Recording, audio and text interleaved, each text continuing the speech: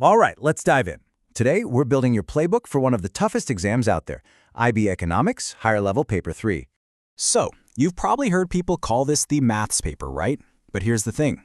Treating it as just a bunch of calculations, well, that's the fastest way to lose this game before it even begins. Because the truth is, that's only part of the story. Really, it's a test of a whole bunch of different skills. And getting that in your head, that's step one to absolutely acing it. It's not just about crunching numbers, it's all about strategy. Okay, so first things first. Let's decode the terrain. To win any game, you've got to understand the playing field. So what makes this paper so different from the others? Okay, take a look at this table. The real game changer is right there in that top row. Choice. Unlike paper 1 and 2, where you get to pick your questions, paper 3 gives you, well, zero choice. Zilch. Both questions are compulsory. That means your entire approach has to be different. And check this out, it really proves it's a mix of skills. Yeah, sure, calculations are a big chunk, 40%. But that means the majority, a full 60%, is all about written theory and analysis. We're talking definitions, diagrams, and those two super important policy essays. All right, let's start building that tactical toolkit. First up, what I'm calling the calculation commandments. Seriously, these are the plays that are going to stop you from throwing away easy, totally avoidable marks. And here's the absolute #1 commandment. Just burn this into your brain. 2DP, 2 decimal places. If your answer isn't a perfect whole number, you have to round it to 2 decimal places. This is totally non-negotiable. Forget this, and you're just giving away points. So here are the 4 big rules you've got to live by. 1, show all you're working. You want those method marks, right? 2, always include your units. Dollars, percent, kilograms, whatever. 3, pay attention to the scale. Are the numbers in millions, billions? It matters. And finally, our golden rule, say it with me, 2 decimal places for anything that isn't exact. All right, let's talk time. This thing is a 105-minute marathon, not a sprint. So managing your time isn't just, a nice suggestion. It is a core part of your winning strategy. You absolutely cannot afford to run out of steam.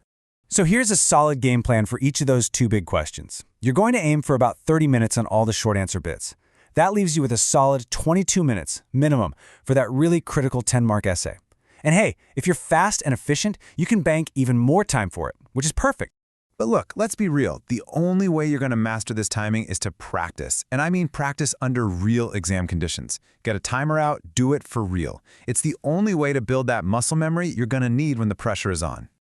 Okay, now for the real power play. This is where you can score big, mastering the 10-marker essay. And remember, this beast shows up twice, and it is totally different from the 10-marker you see in paper 1. Yeah, this is no simple explain question. Not at all.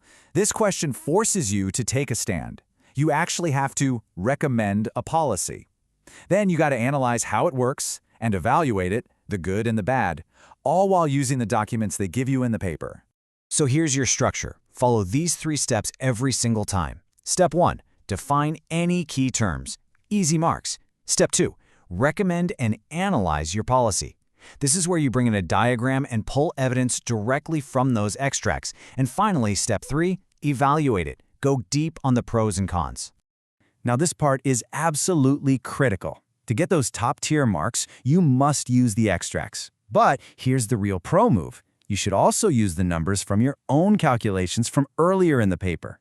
Think about it. It shows the examiner you're connecting all the dots, that you see the whole picture. All right, we're almost there. Let's talk about your final advantage, your secret weapon, really, that 5 minutes of reading time at the start. Now, in other papers, you're using that time to choose a question. But in paper 3, you can't. So think about it. If there's no choice to make, what do you do with that precious time? How can you use those 5 minutes to get a massive head start? Okay, here's the play. It might sound a little backwards, but trust me, you start at the end. Go straight to that 10-marker essay.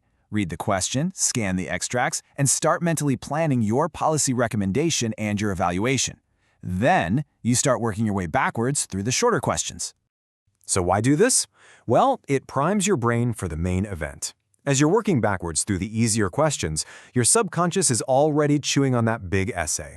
You'll start spotting these little connections, a calculation you just did, a definition you have to write, and you'll realize, hey, I can use that as evidence in my essay.